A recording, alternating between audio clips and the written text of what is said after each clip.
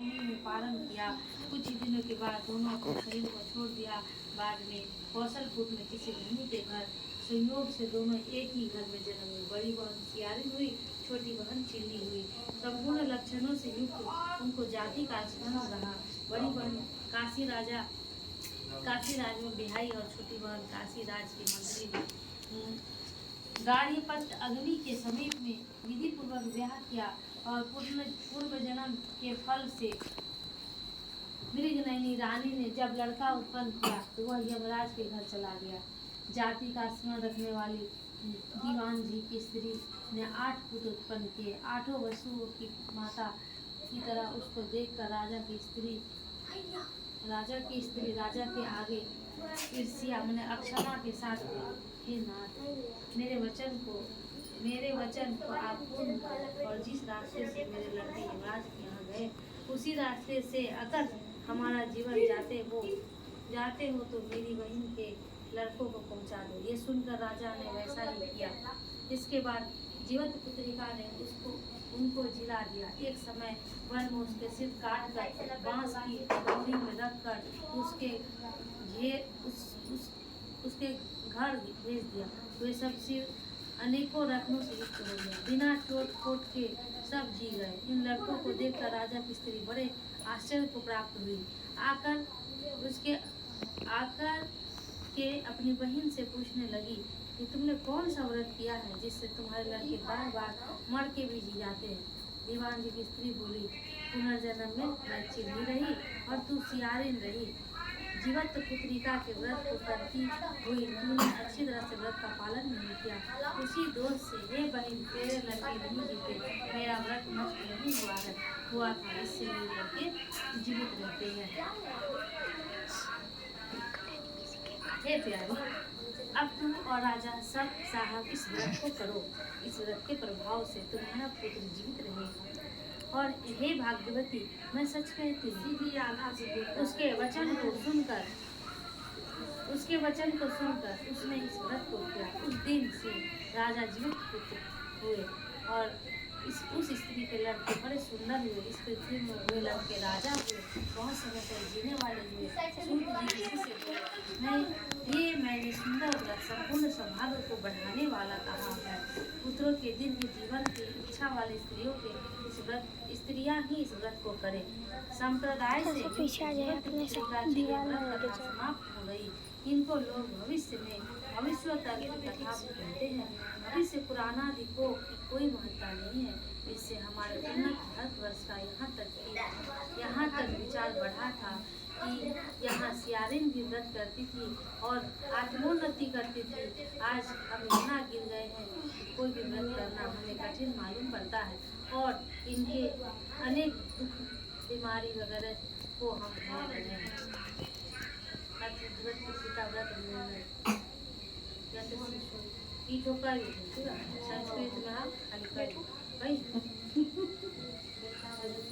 ओम हिरणावर्णया हिरणिः सुवर्ण रजत स्विजात्मः चंद्रमा हरिणमयी लक्ष्मी जातवेदम आवहम। ओम तात्मम आवाहम जातवेदो लक्ष्मीन पगामिनं यस्मा हिरण्यं विनदेय रामस्य पोषणाहम्। ओम अश्वापूर्वां रथमध्यां हस्तनाद प्रमोदिनीं श्रियं देवी गृहे श्रीवर्मा देवी जुष्टाम्। ओम कांसो स्मितां हरिण्य प्रकटा मर्यादाः ज्वलन्ति दीप्ता तर्पयन्तं पदो स्थितां पद्मावर्णः नामी ओपहयं श्रियम्। ओम चंद्रमः प्रभातं यस्य मा ज्वलन्ति श्रियं लोके देवयुक्तामृतारायम। ताम पद्मिनी शरणं रक्तो अलक्ष्मी नमस्यतां त्वां वृणोमि। ओम आदित्यवर्णे तपसो अधिजातो वनस्पतिः तत्त्वः विलम्बः तत्फलानि तपसा निकुन्दति यान्तरायः अश्वावाहा लक्ष्मीः। ओम कृपैषु मा सखा चतुश्चः मणिनासा प्रादुर्भूतोऽस्मि राष्ट्रे अस्मि कीर्तिमृदः ददातु मे ॐ क्षुप्ते पाशामल्लः ज्येष्ठमा लक्ष्मी नशाया मयाहम् अभिभूतमस्य समृद्धि च सर्वाणि पूर्णः मे गृहात् ॐ दुराधर्षः नित्या पुष्टिकरी शनिः ईश्वरी सर्वभूतानि मोहपये श्रियमः ॐ मनसा कामामुक्तिः वाचा सत्यमसि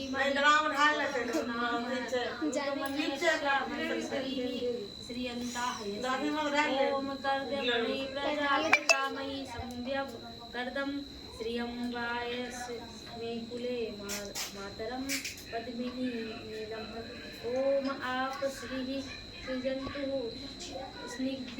स्निग्धानिः चिकालिति वस्मे गृह निजदेवी मातरं विश्रय वाशय मे कुले ॐ आर्द्रः पुष्करिणीं पुष्टिपिङ्गलां पद्मानिधिं चन्द्राहिरणीं लक्ष्मी जातवेदम् आवाहम् ॐ आर्द्रः यहंकरिणीं इष्टिसुवर्णः हेममालिनीं सूर्याहिं हिरण्यमली लक्ष्मी जावेत ॐ आवाहम् ॐ राम आवाहं जातवेदो लक्ष्मीं पगामिनीं यस्या हिरण्यप्रभु गावो दास्यो अश्विनी वेद पुरुषनाम यः शुचिः प्रयोग उक्त्वा जिह्वाय मन्यहं शुद्धि पश्यदस्य चरिच कान्तं सततं जपेत।